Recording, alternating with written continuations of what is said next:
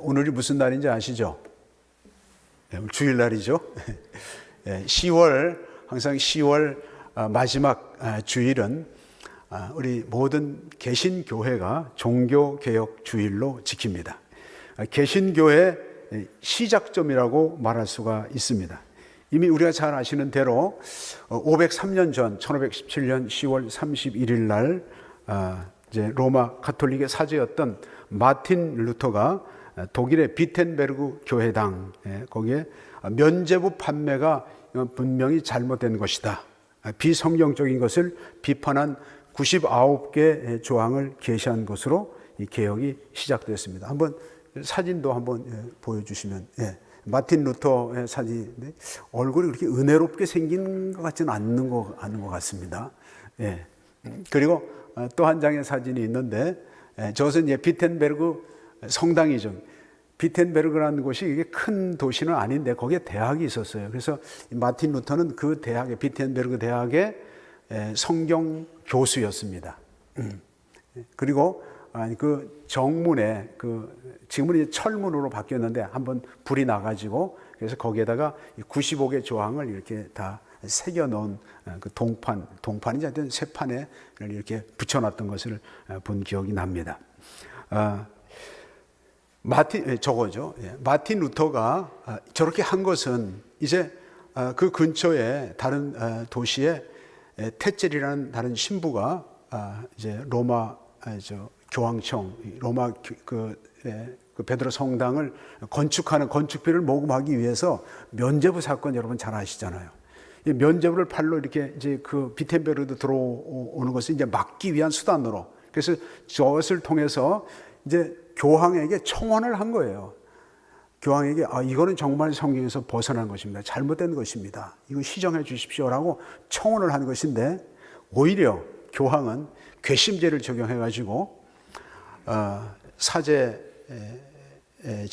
파문하고, 그리고 오히려 자객을 보내가지고 마틴 루터를 죽이려고까지 이런 음모를 저지르게 됩니다. 그러나 결국 교회가 너무 타락했기 때문에 개혁을 정말 하고자 하는 그런 믿음의 성도들이 이제 함께 동참함으로 인해서 이제 순식간에 유럽 전역으로 이렇게 퍼져나가게 된 것입니다.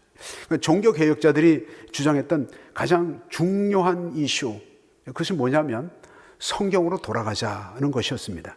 지금까지 교회가 성경으로부터 멀어졌기 때문에 성경으로 다시 돌아와야 된다는 것이었습니다. 그러나 로마 가톨릭 교회는 그거를 거부했습니다. 이로 인해서 종교개혁이 시작되었고, 그 열매로 인해서 나타나는 것이 개신교회입니다. 개혁교회. 개신교라는 말의 의미는 개혁해서 새롭게 되자. 그게 이제 개신교회의 의미입니다. 당시 종교개혁자들이 주장한 5가지 그 주제가 있었는데, 첫 번째가 오직 성경이에요. 오직 성경, 오직 예수, 오직 그리스도, 그 다음에 오직 믿음, 오직 은혜, 오직 주께 영광, 이렇게 5가지 주제인데요.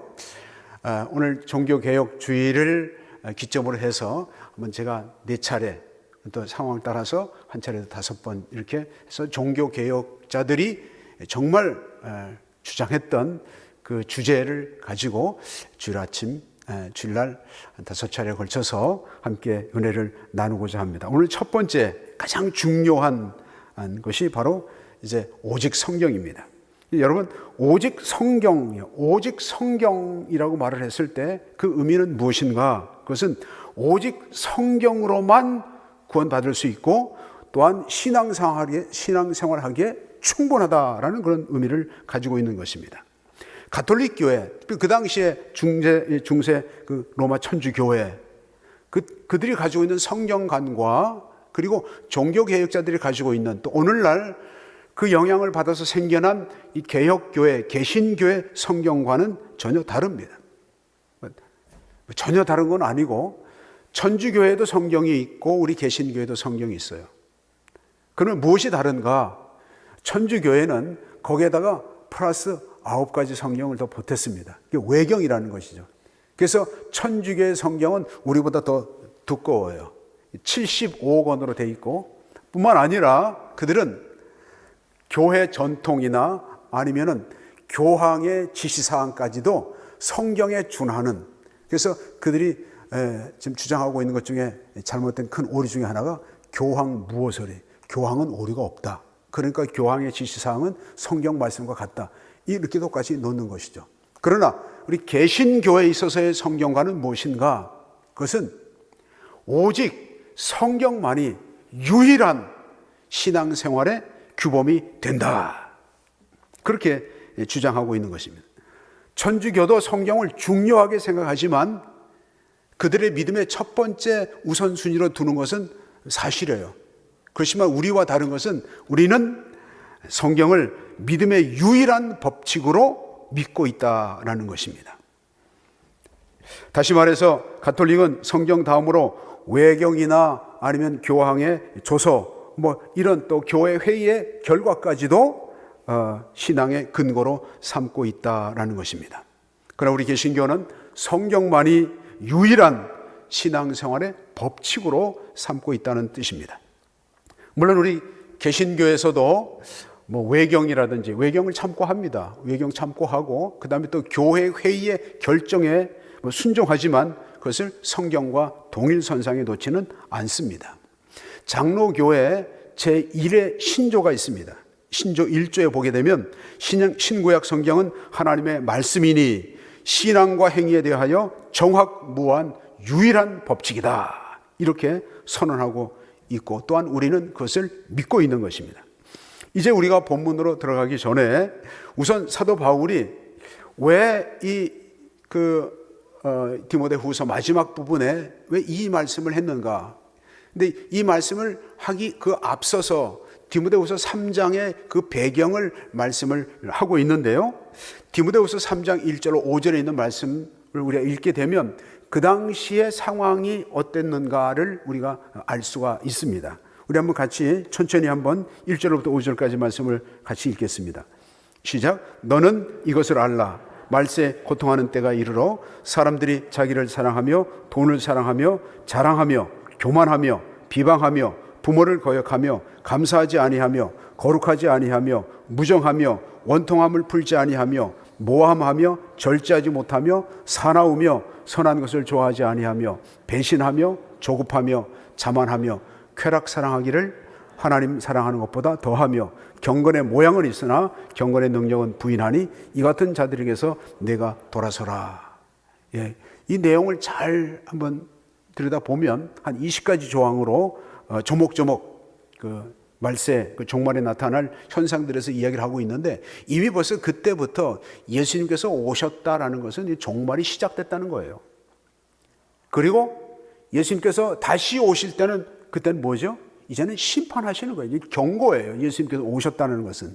그런데 그 시기에 이미 벌써 그 사회적인 현상들을 보면 오늘날 나타나고 있는 현상, 물론 2000년 전에 사도 바울이 이렇게 이 말세에 나타날 징조 현상들에 대해서 얘기하고 있는 것들이 그 당시에도 있었고 오늘날은 점점 더 심화되어지고, 여러분 한 문장 한 문장 이렇게 한마디 한마디 다시 잘 살펴보게 되면 정말 오늘날 나타나는 현상들과 똑같은 그런 심화되어져서 나타나는 현상들을 우리가 보게 된다는 것입니다. 그런데 이제 문제가 무엇인가? 문제는 우리 그리스도인들이 그와 같은 상황 가운데서 살아야 한다라는 것입니다. 주님 오실 그날까지는 우리가 어쨌든 이런 상황 가운데서 우리가 살아가야 되는 것이죠. 이미 우리가 잘 아는 대로 디모데후서는 사도 바울의 마지막 서신이에요. 그러니까 이 디모데후서의 특별히 마지막 부분, 이건 유언적 메시지와 같아요. 이스라엘 백성들이 이제 가나안 땅에서 여호수아가 이제 세상을 떠나기 전에 다들 백성들 지도자를 모아놓고 백성들도 모아놓고 유언적 메시지를 전했던 것처럼 여기서도 역시 사도 바울이 이제는 정말 자신의 이제 생애 마감이 다 왔다는 사실을 알고 이제 마지막 서신 가운데 이 부분을 강조하고 있다는 것입니다. 정말 중요하고 절박한 그런 마음을 가지고 권고하고 있는데 그 권고의 내용이 무엇인가? 성경에 관한 것입니다. 그럼 성경은 어떤 책인가? 오늘 15절부터 17절까지 아주 명확하게 잘 보여주고 있는데요. 첫 번째 15절 말씀을 보십시오. 어려서부터 또 어려서부터 성경을 알았나니 성경은 능히 너로 하여금 그리스도 예수 안에 있는 믿음으로 말미암아 구원에 이르는 지혜가 있게 하느니라. 성경은 구원에 이르는 지혜가 있게 하는 책이라는 것입니다. 성경의 가장 중요한 목적이 바로 구원입니다. 성경을 통해서만 구원을 얻을 수 있는 것입니다. 이 세상에 수없이 많은 책들이 있습니다. 그러나 구원을 주는 책은 성경밖에 없는 줄로 믿습니다. 세계적인 베스트셀러의 그런 책이라 할지라도 그런 책들이 우리의 지식이나 또 삶의 정보를 줄 줄은 모르지만, 그러나 죄인을 구원시키는 하나님의 자녀가 되게 하지는 못한다라는 것입니다. 흔히 말하는 자연 계시, 자연 은총이라는 것이 있어요. 자연의 섭리를 통해서 또 아니면 역사를 통해서 우리에게 주는 교훈, 그러면서 그 가운데 정말 하나님 조물주가 존재하시는가 보다, 이런 막연한 생각을 하게 되지만, 그러나 그것은 어디까지나 추측, 안 믿는 사람들 많이 있잖아요. 그러나 성경은 바로 구원을 주시는 예수 그리스도 하나님에 대해서 너무나 분명하게 우리에게 가르쳐주고 있다라는 것입니다. 예수님께서는 다시 한번 말씀하시기를, 요한복음 5장 39절 말씀에 너희가 성경에서 영생을 얻는 줄 생각하고, 성경에서 영생을 얻는 줄 생각하고 성경을 연구하거니와 이 성경이 곧 내게 대하여 증언하는 것이니라. 그러니까 성경은, 우리가 가지고 있는 성경은 누구에 대한 책인가요? 예수 그리스도에 관한 책이에요. 그 책은 바로 구원의 책이라는 사실을 우리는 이미 잘 알고 있습니다. 그러니까 성경에서 영생을 얻는다고 아주 딱 잘라서 말씀을 하고 있는 것입니다. 요한복음 6장에 보게 되면 예수님께서 오병이어의 기적을 일으키시고 난 다음에, 그 다음에 이제 그 떡을 먹은 사람들이 예수님을 저분이라면 우리의 지도자, 우리의 왕이 돼도 좋겠다 해가지고 억지로 왕을 시키려고 했어요. 그때 예수님께서 그들을 향하여서 그 떡에 대해서 말씀하시는데, 그 떡이 무슨 떡이냐면 생명의 떡에 대해서, 너희 조상들은 광야에서 만나를 먹어서도 죽었거니와 하늘에서 내려온 떡, 산떡, 이게 바로 예수 그리스도. 이렇게 얘기를 하니까 거기에 모여왔던 사람들이 이 말씀이 무슨 말인지 이해가 안 된다 해가지고 다 떠나요. 떠날 때 예수님께서 제자들에게 말씀하시죠. 너희도 떠나려느냐? 그렇게 물으시니까 제자들이 뭐라고 말합니까? 주여, 영생의 말씀이 계심에, 영생의 말씀이 계심에 우리가 네게로 가오리까. 제자들은 눈이 뜬 거죠. 예수께서 영생의 말씀이시라는 것을 알고 있었던 것입니다. 주님에게만 영생의 말씀이 있는 것입니다. 그래서 사도 요한도 예수님의 행적을 다 기록하고 난 후에 마지막 부분에 가서 이렇게 기록하고 있습니다. 요한복음 20장 31절 말씀에 오직 이것을 기록함은, 요한복음을 기록하는 기록자죠. 기록함은 너희로 예수께서 하나님의 아들 그리스도이심을 믿게 하려 하며 또 너희로 믿고 아들을 힘입어 생명을 얻게 하려 함이니라. 바로 성경은 구원을 얻는 지혜를 주시는 책인 줄로 믿습니다. 그래서 우리 이렇게 확신을 가지고 나 자신뿐만 아니라 우리 이웃과 가족들을 구원하는데 성경을 우리가 전해야 될 줄로 믿습니다. 그 다음에 두 번째, 성경은 어떤 책인가? 성경은 하나님의 감동으로 된 책이다, 이렇게 말씀을 하고 있습니다. 모든 성경은 하나님의 감동으로 된 것이다. 여기서 감동이라는 그 단어의 의미는 숨을 쉬다, 이런 뜻입니다. 호흡하다, 숨을 쉬다. 그러면 하나님의 감동, 하나님의 숨, 하나님께서 숨을 쉬신 거예요. 하나님께서 말씀을 하셨다라는 그런 뜻입니다. 사도 베드로도 이 부분에 대해서 이렇게 말씀을 합니다. 베드로후서 1장 20절 21절 말씀을 보면, 먼저 알 것은 성경의 모든 예언은 사사로이 풀 것이 아니니 예언은 언제든지 사람의 뜻으로 낸 것이 아니요 오직 성령의 감동하심을 받은 사람들이 하나님께 받아 말한 것임이라.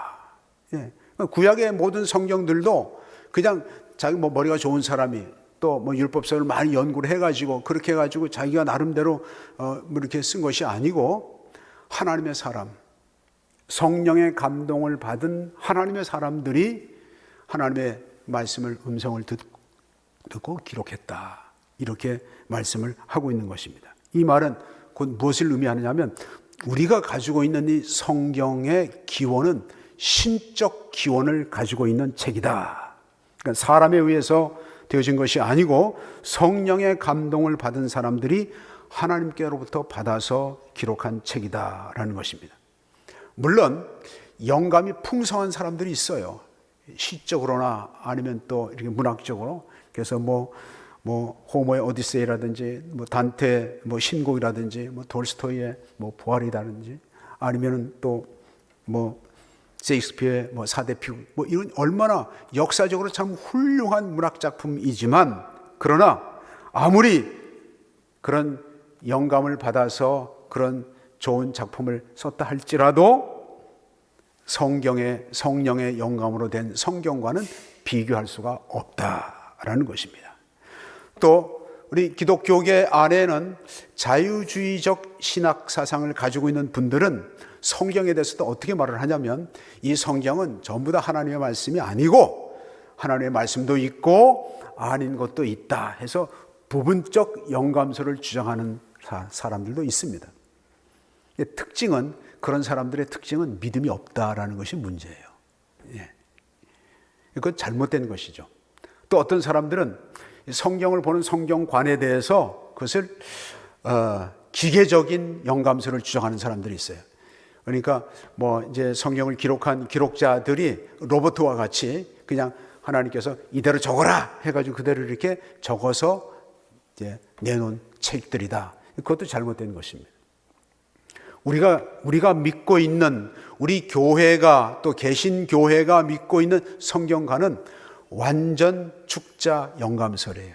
그러니까 단어 하나하나 또 문장 모든 것이 다 하나님의 영감, 성령의 영감으로 되어진 책이기 때문에 오류가 없다. 성경은 오류가 없습니다. 물론 이제 그 후에 이전에 오늘날 같이 인쇄술이 발달했을 때는 그대로 완전하게 점 하나라도 틀림없이 복사해내지만 그러나 이전 시대 때는 이걸 이렇게 다 기록을 했거든요. 이 기록할 때는 기본적으로 세 사람이 있어야 돼요. 성경을 읽어주는 사람, 또 성경을 또 기록하는 사람, 그리고 또 한 사람은 또 확인하는 사람. 이렇게 그렇게 완벽하게 그렇게 복사를 이제 하려고 해도 그래도 오류가 날 수 있는 거죠. 그러나 성경의 원저자의 그 뜻은 훼손되지 않고 그대로 전달되어지기 때문에 그래서 우리는 성경에 오류가 없다. 이렇게 우리가 믿고 있는 것입니다. 그래서 이 성경은 하나님의 계시이기 때문에 성경이 가르치는 모든 교훈은 참된 것이고 그리고 구원의 내용에도 오류가 없고 역사나 연대에도 오류가 없는 전적인 하나님의 말씀으로 믿는 것입니다. 이 사도 바울이 이제 디모데에게 권하는 이 말씀 가운데 성경에 대해서 성경은 하나님의 감동으로 된 하나님의 책이다라고 말씀을 해주고 있습니다. 그 다음에 세 번째로 성경은 어떤 책이냐면 최고의 교육 지침서라고 말을 합니다. 16절 말씀을 보게 되면 교훈과 책망과 바르게 함과 의로 교육하기에 유익하다. 네 가지 면에서 유익하다는 사실을 말씀을 해주고 있는데 첫 번째는 교훈입니다. 여기서 말하는 성경의 교훈은 그리스도인들이죠.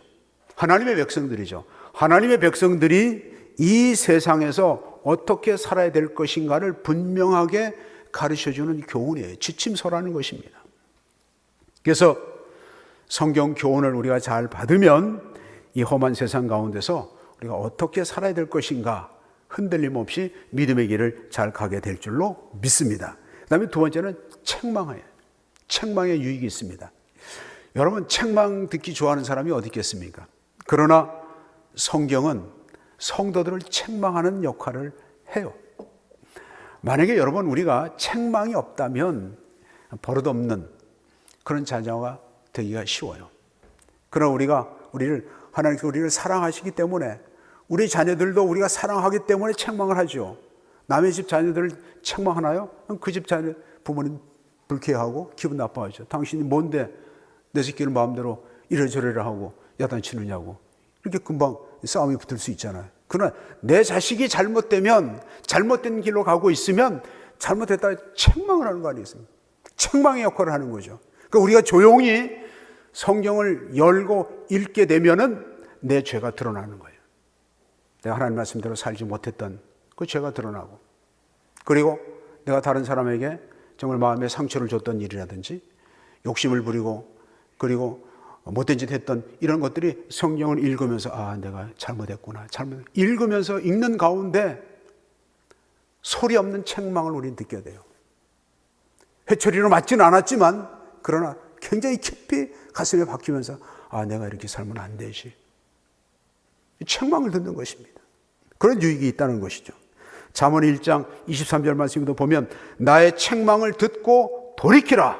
그리하면 나의 신을 너희에게 부어주며 나의 말을 너희에게 보이리라.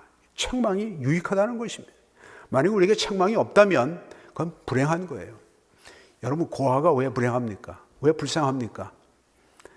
자기 마음대로 못된 짓, 나쁜 짓, 이런 짓 다 해도 책망해 줄 사람이 없어요. 자기 마음대로 하는 거예요. 그러나 책망할 수 있는 부모님이 있다는 것, 얼마나 감사한 일입니까? 그리스도인으로서 예수님께서 뭐 해초리 들고 나타나셔가지고 장로할 때마다 날! 이렇게 야단치겠습니까? 성경을 읽으면 읽는 가운데 아하, 내가 잘못됐구나. 회개하게 되시오. 책망의 소리를 듣게 되는 것입니다. 그런 유익이 있다는 것이고요. 그 다음에 세 번째로는 바르게 하는 거죠. 바르게 함. 바르게 한다는 것은 구부러진 것을 펴는 것을 말하는 것입니다. 우리의 잘못과 죄를 성경 말씀이 지적할 때 우리는 빨리 돌이켜서 바른 길로 가면 돼요. 그런데 우리가 계속해서 하나님 말씀을 멀리하게 되면 잘못 가고 있는데 잘못 가고 있는 것을 느끼지 못하고 점점 구부러지고 굳어지고, 그래서 신앙생활을 오래 했는데도 보면 저 사람이 정말 그리스도인인가 의심이 가는 경우가 종종 있잖아요. 왜 그렇습니까? 구부러진 대로 자기 고집대로 자기 복음을 가지고 자기 마음대로 신앙생활을 하기 때문에 그런 모습이 나타나는 것입니다. 그런데 성경을 읽게 되면 자기 자신이 구부러진 것을 보게 되고 그것을 펴게 된다는 뜻입니다. 그 다음에 네 번째는 의로 교육하기에 유익하다. 의로 교육한다는 것은 하나님의 말씀으로 훈련한다는 거예요. 그래서 영어 성경에 보게 되면 이 단어, 교육이라는 단어를 teaching, education 이렇게 쓰지 않고 뭘 쓰겠냐면 training이라고 써요. 트레이닝, 훈련한다. 연습시킨다는 것이죠. 그래서 성경은 우리가 이 땅에서 살아가는 동안 그리스도인이 어떤 삶의 원칙을 가지고 살아야 될 것인가를 분명하게 보여주고 있는 것입니다. 그 원칙대로 살지 못할 때 책망하고 또 바르게 잡아주고 또 지속적으로 의롭게 거룩한 삶을 살도록 훈련시키는 기능을 가지고 있다라는 사실을 알 수 있는 것입니다. 그래서 존 칼빈은 이 전체적인 뜻, 성경을 경건하고 거룩한 생활을 훈련하게 하는 교재다라고 이렇게 말씀을 했습니다. 성경은 분명히 우리의 경건과 거룩한 삶을 위한 유익이 되는 책인 줄로 믿습니다. 그 다음에 네 번째로 성경은 어떤 책인가? 성경은 사람을 하나님의 사람으로 온전케 하는 책입니다. 17절 말씀을 보십시오. 이는 하나님의 사람으로 온전하게 하며 모든 선한 일을 행할 능력을 갖추게 하려 함이라. 여러분 15절 말씀에 보면 성경을 통해서 구원에 이르는 지혜가 있게 하는 책이라고 그랬죠. 그래서 우리가 구원받은 것은 내가 열심을 내서 구원받은 거 아닙니다. 하나님께서 우리에게 믿는 마음을 주셨기 때문에, 믿음을 선물로 주셨기 때문에 우리가 믿는 것입니다. 그리고 하나님의 말씀을 들으면 아멘하고 은혜가 되는 것입니다. 그런데 우리가 하나님의 은혜로 구원받은 그 믿음을 가지고 있으면서 그냥 그대로 가만 내버려 두면 믿음은 자라지 않아요. 믿음이 자라게 되는 것, 17절에서 말씀하고 있는 것은 하나님의 사람으로 온전케 해서 모든 선한 일을 행할 능력을 갖추게 하려 함이라고 그랬어요.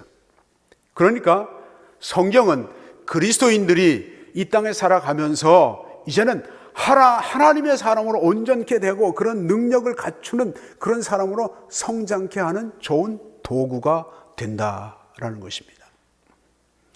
우리가 신앙생활을 오래 했음에도 불구하고 이 20년, 30년 됐는데도 불구하고 영적인 상태가 어린아이 수준에서 젖병 빨고 있는 그런 모습을 봅니다. 이미 벌써 이제는 다른 사람을 도와주고 붙들어주고 이끌어줘야 될 그런 단계에 있는데도 불구하고 신앙적으로는 어린아이 상태에 있다는 거죠. 이건 심각한 문제죠. 한번 우리가 오늘 이 말씀을 통해서 내 자신의 모습과 또 우리 교회의 모습과 또 우리 한국 교회의 모습을 다시 돌아볼 수 있는 기회가 되기를 원합니다. 우리 부모님들은 우리 자녀들 교육하는 것이 굉장히 중요한 최대 삶의 목표이잖아요. 우리 자녀가 잘 되기 위해서 좀 허리띠 졸라매고 자신을 안 쓰면서 얼마나 애를 쓰고 수고합니까? 그런데 특별히 우리 대한민국의 부모님들은 유대인들의 교육에 대해서 관심이 많아요. 어떻게 교육을 했길래 저들이 인구가 얼마 되지도 않는데도 불구하고 전 세계 경제 또 그 정치계를 이렇게 줬다 폈다 하는가? 관심이 많아서 찾아 들어가요. 그런데 우리 한국 부모님과 유대 부모님들의 근본적인 차이가 있어요. 우리 한국 부모님들의 교육의 목표는 좋은 대학 들어가는 거죠. 세상에서 성공하는 것입니다.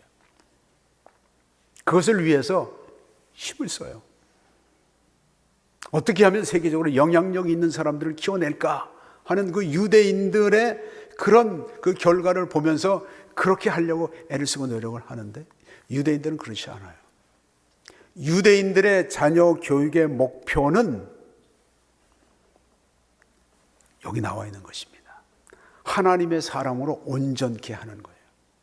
그래서 하나님을 신명기 6장 4절 9절에 있는 말씀대로 온전히 정말 온 마음과 정성을 다해서 여호와 하나님을 사랑하고 그 다음에 내 이웃을 내 몸과 같이 사랑하는 정말 참된 하나님의 사람으로 키우는 것이 그들의 교육의 목적인 거예요.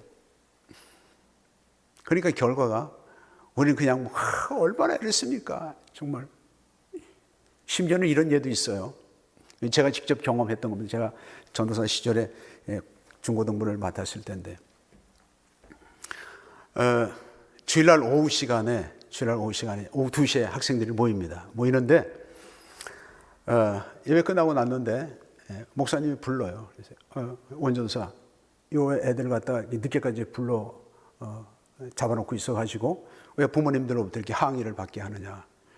애들 지금 고3들 공부해야 될 때인데 교회에서 너무 오랫동안 붙잡고 있어가지고 지금 항의가 심하다. 그런 소리를 들었어요. 부모님들의 의식이 주일날 가서 예배 드리는 한 2시간, 그 시간이 아까워서 야, 너 지금 정신이 있어 없어? 너 고3인데 뭐 수련회를 가? 아니 지금 네 고3인데 교회에서 하루 종일 있다가 이러고 와? 하루 종일도 아니에요. 오후 늦게 왔다가 뭐 몇 시간도 되는데 돌아가는데도 불구하고 그렇게 생각을 하고 있는 거예요. 그러니까 중요한 것은 자녀들의 신앙보다는 우선 대학의 점수 몇 점 더 올리는 것. 여기에 초점이 맞춰져 있는 이게 현실 아닙니까? 그러니까 부지런히 돈 벌어서 학원 보내고 또 유학 보내고 이렇게 하는데 나중에 결과를 보면 부모도 몰라. 저 잘난 맛에 살아요. 그게 무슨 교육에 성공한 겁니까? 좋은 직장 들어가서 돈 좀 번다고 사람 구실 제대로 하지도 못하는 이런 현실들을 그것을 우리가 보면서도 우리 자녀들 교육에 대해서 소홀히 하고 있다는 건 참 안타까운 것입니다. 성경의 목적은 다른 것이 아닙니다. 구원에 이르는 지혜가 있게 할 뿐만 아니라 이제는 하나님의 사람으로 이 땅에 살아가면서도 모든 선한 일을 행할 능력을 갖추는 이런 사람들에게 하나님께서 지혜를 주시고 재물도 주시고 권세도 주시고 아멘도 안 하시고 그렇게 될 줄로 믿습니다. 영국의 유명한 성경 주석가 윌리엄 버클레이라는 분이 있어요. 그분의 책 가운데 나오는 한 예입니다. 이전에는 성경을 이렇게 등에다 짊어지고 다니면서 이렇게 팔았던 시절이 있었어요. 근데 한 성경 이 판매인이 시칠리아라는 섬, 로마의 시칠리아라는 섬의 어느 숲속에서 산적에게 붙잡혔습니다. 권총을 들이대면서 너 그건 다 꺼내. 책이에요. 보니까 도움이 안 돼. 다 불태워버려! 명령을 했습니다. 이때 이 성경 판매인이 그 산적에게 부탁을 했습니다. 이 책을 태우기 전에 한 책에서 조금씩 읽을 수 있느냐 했더니 그래 읽어봐. 그래서 읽게 허락을 했습니다. 그래서 이 성경 판매인이 처음 딱 펴든 것이 어디냐면 시편 23편 그 말씀을 읽었습니다. 그 다음에 또 이제 누가복음에 나오는 선한 사마리아인의 내용을 또 읽었습니다. 그리고 난 다음에 마태복음의 산상수훈을 읽었습니다. 그리고 난 다음에 고린도전서 13장에 있는 말씀을 읽었습니다. 이렇게 읽고 난 후에 그 산적이 잘 들었어요. 그러면서 그 산적이 하는 말이 그거 참 좋은 책이로군. 그 태우지 말고 날 주시오. 그래가지고 이 산적에게 책을 빼앗겼습니다. 그리고 이 산적이 그 책을 가지고 사라졌는데 몇 년 후에 이 성경 판매인이 그 산적을 또다시 만나게 됐습니다. 그런데 그때는 산적이 아니었고 목사가 되어 있었다라는 것입니다. 그를 변화시켰던 것, 그것이 바로 성경을 읽었기 때문에 그와 같은 놀라운 결과가 있게 됐다라는 이야기입니다. 저는 먼저 오늘 우리 젊은 부모님들에게는 이렇게 권하고 싶습니다. 먼저 성경 교사가 되십시오. 먼저 부모님이 되십시오. 14절 말씀에 보면 그러나 너는 배우고 확신한 일에 거하라. 너는 내가 누구에게서 배운 것을 알며 또 어려서부터 성경을 알았나니. 그러면 디모데 성경 교사는 누구였습니까? 어머니, 할머니, 외할머니 로이스, 어머니 유니게. 우리가 조금 앞서서도 우리가 찬송가 불렀잖아요. 나의 사랑하는 책, 비록 헤어졌으나. 아니, 성경책이 헤어지질 않았어. 우리 부모님의 성경책은 10년 전에 샀는데 책방에서 금방 산 것 같이 깨끗해. 저도 깨끗해요. 저는 산 지가 얼마 안 됐습니다. 그래서 어머니가 또 아버지가 또 성경을 펴놓고 읽으면서 또 은혜를 받고 그 흘린 눈물 자국도 있고 또 이렇게 줄로 그어서 그은 자국도 있고 늘 펴서 보고 하는 그런 모습을 우리 자녀들이 보게 되면 야, 성경이 정말 중요한 책이구나 이런 걸 느낄 거 아니에요. 그래서 우리 부모님들이 먼저 성경 교사가 될 필요가 있습니다. 그렇게 키우면 세상에서 탁월하게 잘난 사람, 권세를 쥔 그런 사람은 되지 않는다 할지라도 세상을 아름답게 변화시켜 나갈 사람, 꼭 필요한 사람, 이런 우리 자녀들 키워내게 될 줄로 믿습니다. 그 다음에 우리 교우 여러분들께 당부를 합니다. 우리가 가지고 있는 이 책 이거 보통 책이 아닙니다. 그거 아시나요? 역사적으로 전무후무한 책입니다. 이 책은요. 앞으로도 이런 책은 나올 수가 없고 이전에도 이런 책은 없었습니다. 오직 성경만이, 그래서 영어로 이 성경을 그냥 바이블이라 그래요. 더 바이블. 유일한 책이라는 거죠. 우리가 이 책을 정말 나의 것으로 그냥 왔다 갔다 이렇게 요즘에 가져오지도 않아요. 또 무겁다고. 그냥 여기서 쓱 꺼내가지고 이렇게 너무 성경을 가볍게 값싸게 취급하고 있어요. 그러다 보니까 나타난 결과가 뭡니까? 교회는 오래 다녀도 내 삶의 그리스도인으로서의 삶의 열매, 그 모습은 나타나고 있지 않다라는 것입니다. 그래서 이번 기회를 통해서 오늘 종교개혁주일의 첫 번째 주제 오직 성경이거든요. 성경을 나의 것으로 삼으십시오. 5가지 방법이 있어요. 다 배운 겁니다. 첫 번째는 말씀을 잘 들으십시오. 듣는 것은 이 시간을 통해서 여러분들 적으시면 돼요. 다 적지 않으셔도 돼요.